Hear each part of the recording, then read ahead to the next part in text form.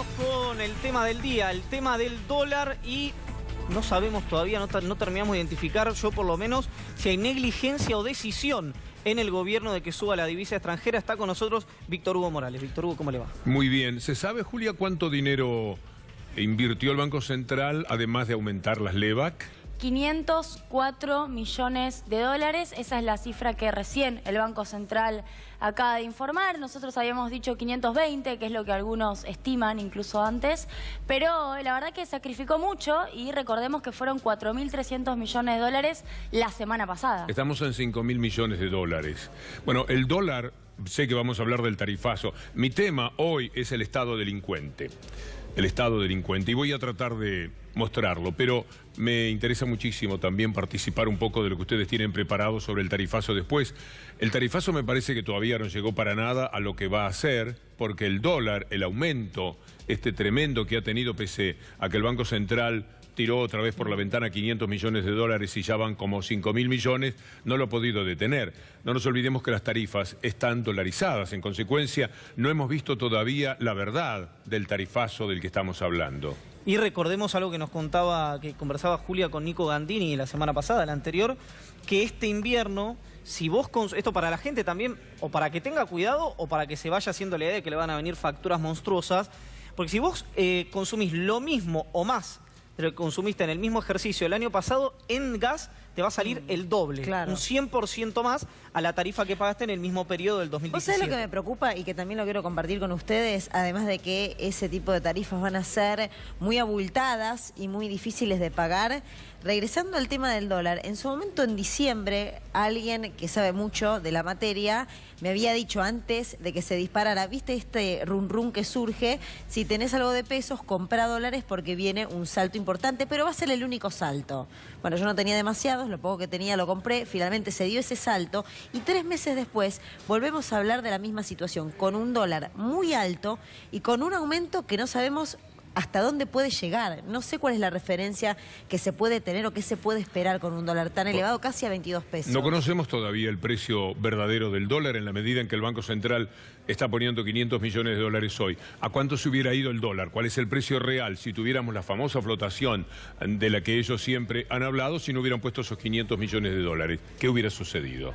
Y la gran crítica que se le está haciendo al Banco Central es ¿por qué regaló a 20 pesos 4.300 millones de dólares? Porque esto que yo dije la semana pasada fue a un valor más bajo y se lo regaló a un par de instituciones financieras que se llevaron dólares mucho más baratos que lo que hoy está valiendo para el conjunto de los argentinos. Digo, esta es una de las hipótesis que está circulando y que dice ¿por qué entregaron dólares de esa manera sin ni siquiera tener efecto sobre el dólar? Es importante la aclaración de que es una hipótesis, porque si esto estuviera confirmado sería un escándalo de nivel de mínima regional que hayan tenido información privilegiada estas instituciones financieras y se hayan ahorrado este salto del dólar. Está bien aclarar que es una hipótesis que, reitero, si hay manera, yo no sé si hay manera de confirmarlo esto, que no sea con un on de algún funcionario del Banco Central, que no vamos a tener, pero llegado el caso, es realmente un escándalo de proporciones. Vos todavía no sos tanguero, pero el pasado es el pasado que vuelve, posiblemente te suene de alguna manera. Es el pasado que vuelve. Son huellas que regresan, como el título del libro de Ricardo Forster. Las huellas aquellas de Cavallo, que está otra vez merodeando en el gobierno y que en cualquier momento aparecerá como el salvador. Porque al fin de cuentas, si está Sturzenegger, ¿por qué no va a estar su maestro? ¿Por qué no va a estar Cavallo? Y todo lo que trascendió la semana pasada es que Cavallo se ha acercado muchísimo al gobierno y Cavallo, junto con Marcos Peña, son los que nos dicen quédense tranquilos, no pasa absolutamente nada, no se pongan nerviosos. Duhovne dice, no veo motivos para inquietarse por el dólar porque subió un 1%. Es una brutal mentira. Hasta juegan con que la gente no sabe sacar cuentas. Los 62 centavos de hoy, más lo que había subido la semana pasada, ya estamos hablando de un 5 a un 7% de aumento del dólar. Ni hablar si lo comparamos con el 2015, pero tomemos el dólar actual y pensemos que todo lo que vamos a hablar ahora sobre las tarifas está dolarizado. En consecuencia, no hay nada que discutir si va a haber más o menos inflación. Ya está la inflación. Sube el dólar y por supuesto van a subir, ni hablar los alimentos, etcétera, pero también todo aquello que está referido al dólar, el gas en boca de pozo y todo lo cual, lo que conocemos, que ha motivado siempre una gran estafa, una tremenda estafa que ahora van redondeando poco a poco. Y hay un dato, Víctor Hugo, que no me parece menor, Julia Luciana, que es cuando la economía no funciona o por ahí no tiene los resultados que un gobierno quiere que tenga, lo que tiene que estar ordenado es la política. Y recién Víctor Hugo lo nombraba a Duhovne. Duhovne las últimas semanas se está comiendo vuelto tras vuelto de algo que claramente es fuego amigo y nace desde las propias entrañas de Cambiemos. Y hoy la posibilidad que se nombró que un periodista, un economista, un econoperiodista ocupe el lugar de Nicolás Duhovne en Hacienda, lo que me dicen a mí es que esa versión sale del propio Banco Central. Entonces vos tenés, además de diferencias en la política económica, cruces muy fuertes en materia política dentro de la alianza gobernante. Menos van a traer el dinero que tienen afuera, Duhovne y todos los demás. No lo traían, dijeron hace algunas semanas, pocos días en realidad, porque el país no les resultaba confiable. Es una de las cosas más graciosas que uno puede haber escuchado por gobernantes que le piden al mundo que vengan a invertir. Ahora, con todo lo que está pasando, me imagino que Duhovne y compañía nunca más van a traer el dinero que tienen afuera. Tarifas que cada vez son más elevadas, tarifas que quieren ser frenadas por parte del Congreso, tarifas que ya advirtió Marcos Peña que independientemente de lo que surja en el Congreso, si eso impedirá el aumento de esas tarifas, lo van a terminar vetando. El informe relacionado con esto. Nosotros ya hemos opinado el dictamen que ha reunido a varios sectores de la oposición. Lo consideramos absolutamente inviable en términos fiscales, una gran irresponsabilidad y que seguramente si sale así terminará siendo vetado. Va a ser vetada por Mauricio I, podríamos decirle, o el Capitán Veto, como ya era popular en la ciudad de Buenos Aires. No vamos a aceptar bajo ningún punto de vista que permanentemente estén presionando y estén articulando determinadas cuestiones a favor de que no se traten temas que son una preocupación de miles y miles de argentinos. ¿Qué va a ocurrir si la gente que no puede pagar porque tiene que comer o pagar, por ejemplo?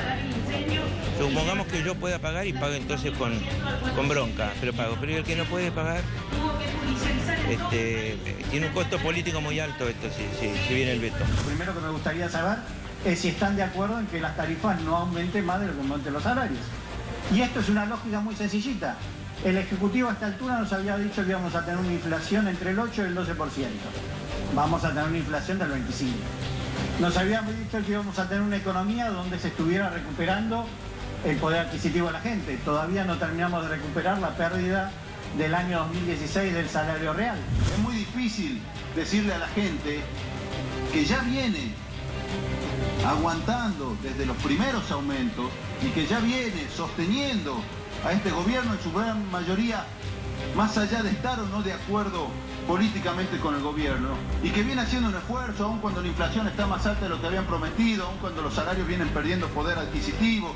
Palos ideológicos, muchachos, porque yo vi discutir honorables y distinguidos señores que saben mucho en materia energética de la Unión Cívica Radical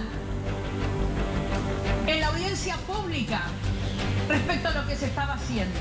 Nosotros defendemos a los trabajadores y a los sectores populares, no solo acá dentro de este Congreso, sino en la calle, y por eso hacemos este planteo. Gracias, presidente. Gracias, diputado. Les recuerdo que este gobierno ganó por las mayorías populares, no ganó por una dictadura militar ni por hacer un piquete en la calle. Juntó los votos. Ganó con mentiras, presidente. Ganó con mentiras, Los trabajadores nos votaron a nosotros. Ganó con mentiras, No, ganamos la elección el año pasado, hace 3 meses.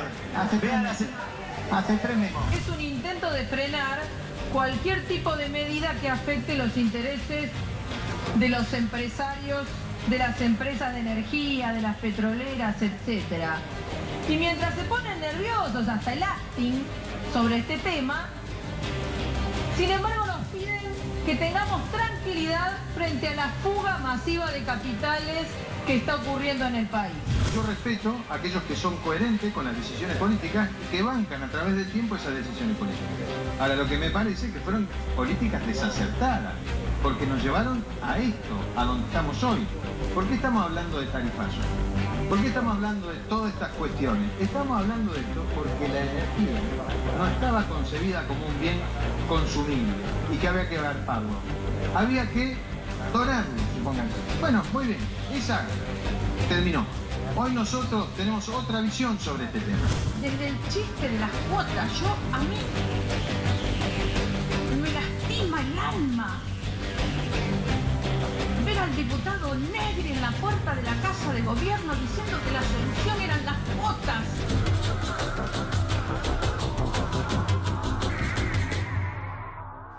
Bueno, parece lo más interesante de esto es, al margen de la posibilidad o no que este proyecto de ley antitarifas o antitarifazo en realidad se apruebe en el Congreso de la Nación, es que la oposición unida vuelve a marcarle la cancha, vuelve a empujarle la agenda a un gobierno nacional que le gustaría estar hablando de cualquier otra cosa menos del tema tarifas, inflación y pérdida del poder adquisitivo.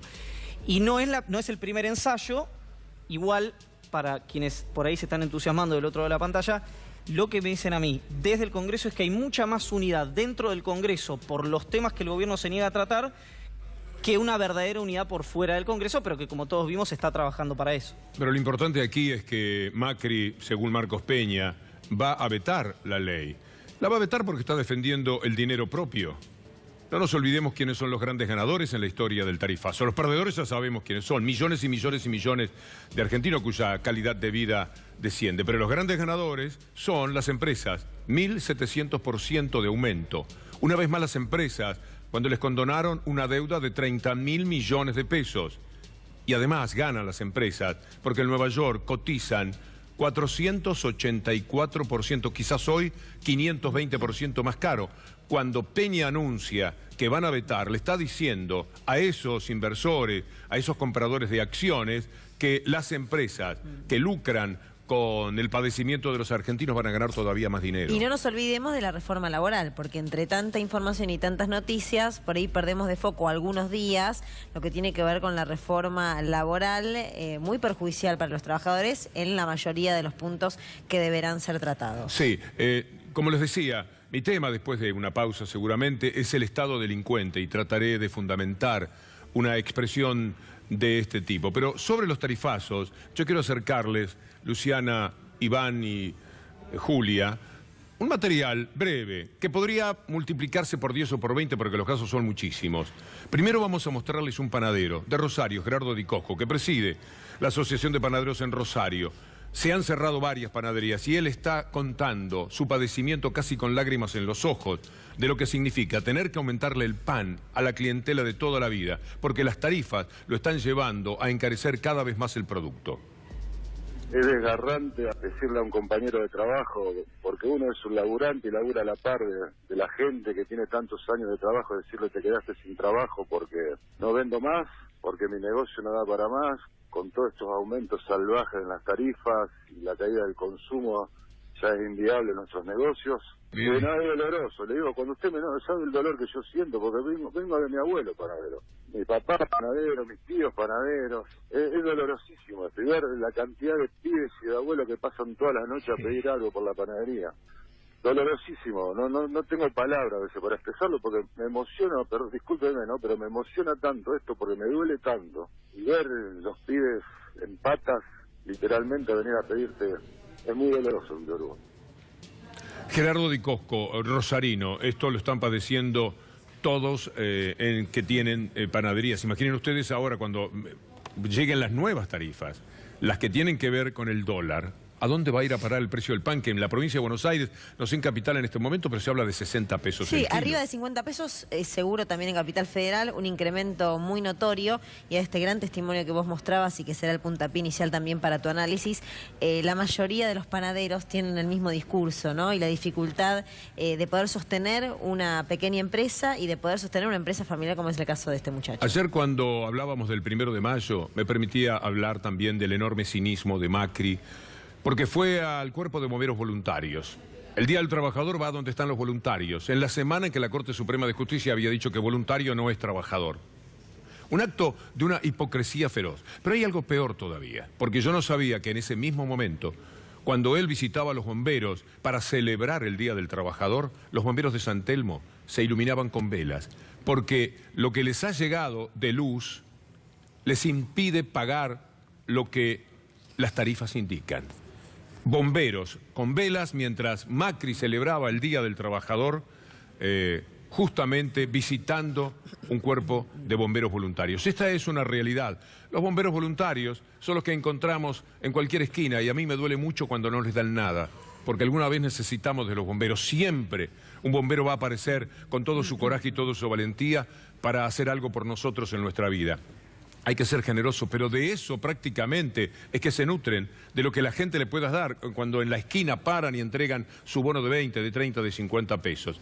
Alumbrados a velas, porque lo que les llegó de tarifa les resulta imposible pagarlo. Entonces, los bomberos, esos que visitó Macri, en el reino del cinismo, estaban así mientras él celebraba el Día del Trabajador con los bomberos. Después de la pausa, la columna de Víctor Hugo Morales. Vamos a ver lo de los bomberos, me dicen. ¿Ahora?